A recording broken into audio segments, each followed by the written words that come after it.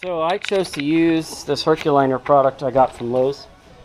They have two sizes there. They have the gallon and they have like a little quart size, and I just trying to contain the big mess in this box, and I'm just using a paper plate or a bowl. They say to do 2 coats. I'm going to show you in a minute that I definitely agree with that, but I wanted to start by showing that they don't want you to use this on a shaker. You don't want to put it on a paint shaker. They want you to stir it with a stick. And at first I thought, great, I'm going to be out here for an hour, but really it only took about 5 or 10 minutes just bringing up the sludge from the bottom and mixing it in. You can see how it gets all grainy in there, and then it's consistent. I just scraped the bottom, kept bringing it up.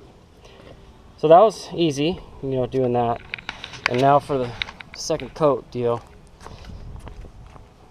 You can see, hopefully you can see how you can still see wood. This is the dried first coat that looked thick when I put it on. Second coat, I'm just starting a couple days later. So I would definitely do at least 2 coats. So again, this would be the underside of the trailer, exposed to the elements, rain, all that stuff. So I want it watertight for as long as possible. Alright, so I got the preliminary bolts holding down the deck. So the corners, these are going to be exposed, so I use these smooth carriage bolts. I'm hoping to sand this, as I said before, it's oak, and stain it and then do some kind of finish on it. Gonna have to send my stupid wet bed liner roll-on marks, but so I got it bolted down where I want it bolted down. On the edges here, I'm going to actually bolt the bottom plate of the wall directly through the floor, through the frame. But I wanted to show you the finish underneath. You can see that bed liner all the way down. The second coat did a really good job. Can't see any wood, and it should act as a good protectant from the elements. Okay, back to work.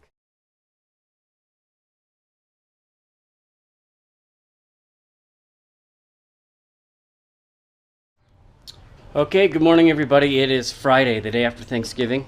We're back working on the trailer, and I just want to do a quick update. We got a couple walls going here, and I wanted to show you guys how I bolted this flooring down. I used these 5 carriage bolts through the middle, and then I've got these big lag bolts through each corner, and then I cut out the bottom of this plate here to fit right over those lag bolts. I wanted this to the frame solid, and then I wanted the walls to the frame, or through the floor and the frame. So I've got these looks like 4 bolt holes all the way through the bottom plate, the flooring, and the frame. And then I've got it perfectly flush all the way down here.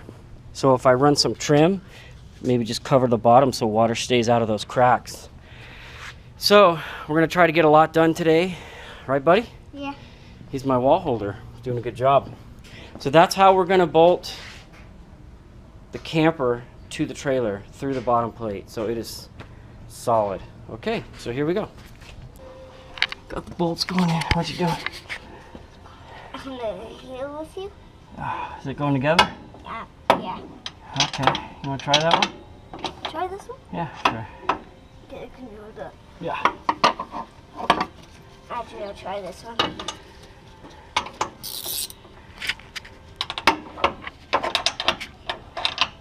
It's not ready. It doesn't fit, huh? Yeah. There's the spacers right there. Pretty clean, right? Custom black stick-on weights. All right, well, she's looking good, huh? Getting the walls bolted on. No, that. All right, starting to take shape, huh? Yeah. All right, so it's been a few hours. I don't have these finished, the studs here, because we're trying to figure out windows. That window might be a little too big, so we're gonna come back to the sides. The door we're going over there is getting delivered today at work, and we're not at work today, and it's 30 miles from here, so we're gonna work around that. So got that in there. Got the boy working hard. I've done some little bit of framing as a kid and stuff, but I've never done any angles. This could be just the shoddiest job you guys have ever seen, I don't know. But I wanted to have this pushed out so we could put a counter inside here, have a little storage space underneath. So it's taken me a long time to figure out all these angles and cut them right, and hopefully that's right. So we're getting there. We got a lot of work to do left. Okay, it's Sunday, Thanksgiving weekend. We're back at it. A little later start today. I decided the advantage of being able to put this in the garage versus the advantage of having an extra 6 inches of stowage space. That one, the garage accessibility outweighed the other, so I just chose to go up about 8 inches.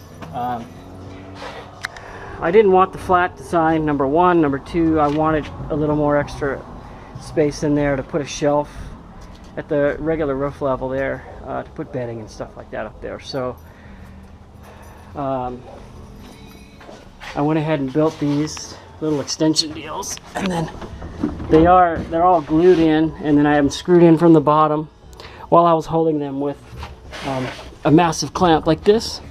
And then I went back and then I bolted these in with lock nuts and washers. The leading edge, of course, because the wind's right here.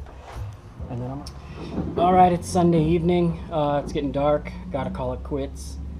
Got a lot done. I would have liked to get more done. Just part of my time consumption was stopping and trying to figure out where I wanted to go next. But I think I made the right choices. Not having the door hung me up, not being able to finish this wall here. And then I have made a decision on the windows. Like I said before, this outline, that's just way too big for a tiny little camper. So I found some windows online that fit perfectly between 16 center studs. They're like 35 bucks a piece, and they do slide up and down. They're made for sheds and stuff like that, but they do have safety glass, so I'm going to get 2 of those and do 1 on each side so we can see out. So I'll give you a little walk around. So I left this open because I need to get in and out and work. So, but that's the back. And then this is where we got so far with the design up there.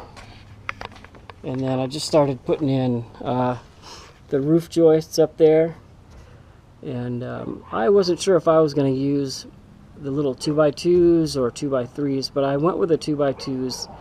And my kid's 50 pounds. He walks across the middle of them. They're super sturdy, so I'm not worried about that. And then the walls are going to go flush underneath the end of these. If you can see that, wall's going to go right up there. I'm going to use a heavier wood inside, and then that'll just give them a little more support. But see what it looks like back here. That's what we're looking at, that basic design that I uploaded my little artwork on. And it'll be neat to get this closed up, get the door in, get the windows in, and then figure out what we want to do with the interior. Super stoked that it's finally coming together. Good morning, everybody. It is December 2nd, Saturday, and we worked a lot on the trailer. I wanted to get a lot done because I noticed I put up 5 videos where I barely got the frame and the tires on. So sorry about dragging that out. Hopefully we got a lot more done. I just wanted to do that before we made another video. We did work Friday, Saturday, Sunday, me and my boy, on the trailer after Thanksgiving, during that weekend break there. So I just wanted to cover. That's also screwed all the way across the top, glued, and I have it bolted all the way in from the leading edge back, being that it is a little piece of framing there. Got this all done. So that came out really nice. We're going to keep working on it today. Like I said, I got the door right here, got the door in, got the vent in, so I'll get that figured out today. And I'm going to get the roof finished. We started doing the roof last weekend, so I'll make sure I have everything framed up for that. And then we'll start skinning the outside, or at least putting the rest of the wood on the outside, get it all tight, get all the seams and everything caulked really well, sanded it, and then I'm looking at some different options in terms of what kind of siding to use. So we're getting close. It's starting to take shape. So I really like that. So enough for the talking. Let's get back to work. All right, everybody. It's Saturday night, the 2nd of December. And we got a little more done. I just wanted to get the door cut and checked. And it fits perfect. It's going to look great when we're done. Really stoked on how it's coming together. We got the vent, you know, framed in there, and it's really coming together. So this is the end of Saturday. We will work on it tomorrow. So tomorrow we're going to finish off putting the studs on this wall. I'm going to try to figure out how to make a frame around the inside of the door so it looks sano, even though I see now that if you do 1 by or 2 by 3s, you're gonna have a problem with the door that's meant to be on a 1-inch piece wide of wood or something like that. So I'm gonna have to figure out, we're gonna have a big door jamb in there. I just want it to look clean. So I'll mastermind that thing tomorrow. We got the roof joists all done, and I'll box this in tomorrow. And it's exciting. It's coming together. It's taking a long time, but I work a lot, like 65 hours a week, and I spend the rest of that time with my kids and my wife. So just a few hours on the weekend, we've been building this thing. Yeah, let's try not to break any bones before we get to go use it, huh, buddy?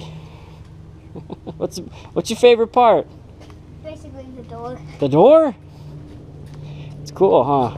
No, it's locked there, buddy. Good night, everybody. See you tomorrow. Hey guys, it's Sunday night, and I only got to work on this for 2 hours today because we had a late afternoon with church stuff and family stuff, but I just wanted to show you what I did in the last couple hours. I finished framing in this wall. I'm going to put brackets here and here also, and then on the other side I got a whole box of them. Cost nothing. I think they add a lot to it. So because it's a 2 by 3 and that door's made for like 1.5 or something, I'm gonna have to figure out. I've got the ring that goes inside that's gonna look sweet, but there's gonna be a gap between the door and the ring. So obviously I'll paint this stuff black to match, but in this corner down here, I'm gonna have to figure something out. I might just leave it, but I just think it would look really sweet if I could get the concave shape and put a block in there and paint it all the way around all 4 corners. So it's gonna work really well. I'm glad I went with the 2 by 3 because it is gonna be super sturdy. So I've decided to build off the back also with kind of angled up, and then we're gonna have the bottom is gonna be a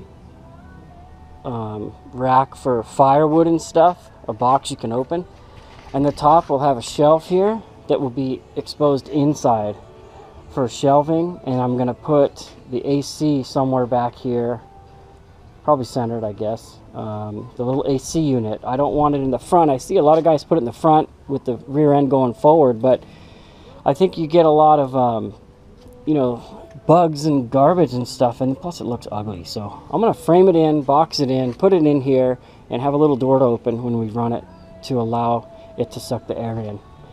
So lots of work, and until next weekend, see ya. I have some super cool news. You know, you already saw that I got my kid set up with that 50, and then I found that 250 for a good deal. I wasn't even planning on anything for myself this year at all. But a friend of mine, a very close friend of mine, go way back, he was trying to buy a truck, and the truck was really inexpensive, and he had this quad that, if you look at these pictures, it appears to be very, very hammered as it is cosmetically. Engine fires up, no smoke when it's cold, oil looks good, transmission works great, it runs really good. Gonna need some plastics, but I got it for 500 bucks with the title, registered till 2019. Couldn't pass that up. It's got flat tires, you see the plastics, they're completely hammered. But something I'm good at is taking an old bike and making it look new. I've done it to quite a few. I'll show you some of those pictures, I guess, right here. Yeah, so I'm excited. I mean, maybe the camper's too small now because somehow I'll figure out how to get 3 quads in the back of the truck, you know. Anyway, I'm really excited. So thanks for watching the videos. If you have any questions or advice for this amateur who's trying to cut once and measure twice most of the time, I appreciate it. You guys have a good one.